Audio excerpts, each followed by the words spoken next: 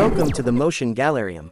The movie takes off inside an aircraft headed to war in the European front where the USA has engaged in direct confrontation with Germany. The occupants are in different moods, some nervous while others confident. The sergeant approaches the men to prepare them for a mission, which is to take out a radio jamming tower, which is placed on top of a church. They are then awakened with the sound of anti-aircraft guns piercing through the fuselage of their airplane. They are thrown into panic, but the red light gets them focused enough to get up and get out of the plane. Boyce, the main protagonist, falls into the water but quickly manages to cut the parachute off of him and stumble out, and as he stands there, he's startled by a machine gun. Boyce then quickly grabs a gun and hides behind a bush where he witnesses his sergeant get executed. Before he could make a sound, Ford approaches from behind him and covers his mouth. They find other members of their squad and proceed towards the church, a journey that proves dangerous.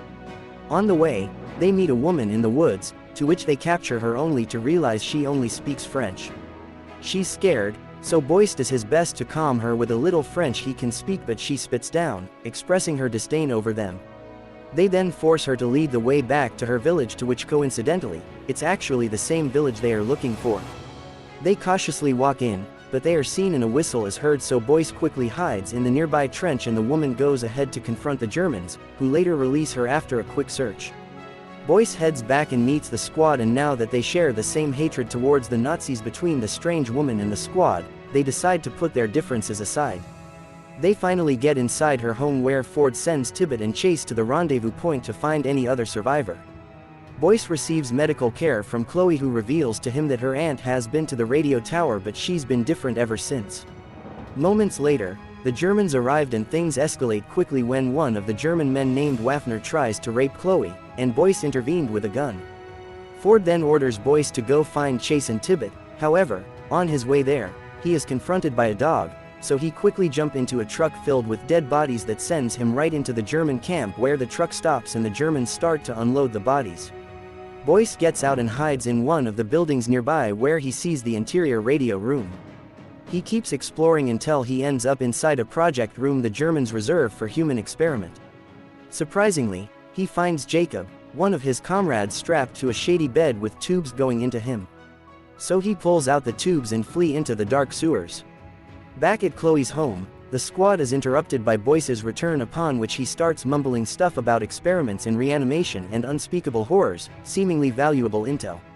To gain more knowledge, Ford tortures the captured German, but the information he gets is not promising. They decide to proceed with their plan, even with the little time they have left, to which they send Chase to get an officer whom he thinks is unconscious, but suddenly Chase is taken down and shot dead.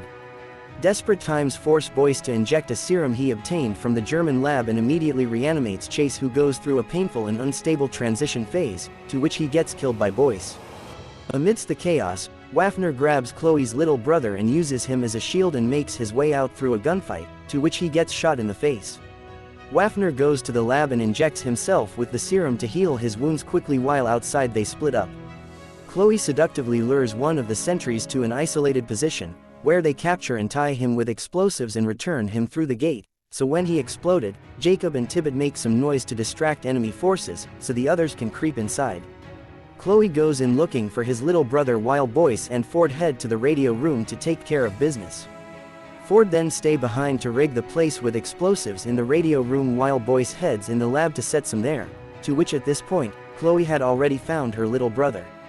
On the way, Chloe encounters a monster which she executes, to which the monster reanimates, so she ends it with a flamethrower. As Ford finishes up his end of the bargain, he's confronted by Waffner, who beats the leaving whelp out of Ford, and then hangs him by his ribcage. Boyce intervenes and Ford uses the distraction to free himself. Out of desperation, Ford injects himself with the serum and take on Waffner that ends with Boyce destroying him. Ford then pulls a Captain America move and locks himself inside so he can finish the job, while telling Boyce to walk away. As the other super soldiers come to life, the whole place explodes.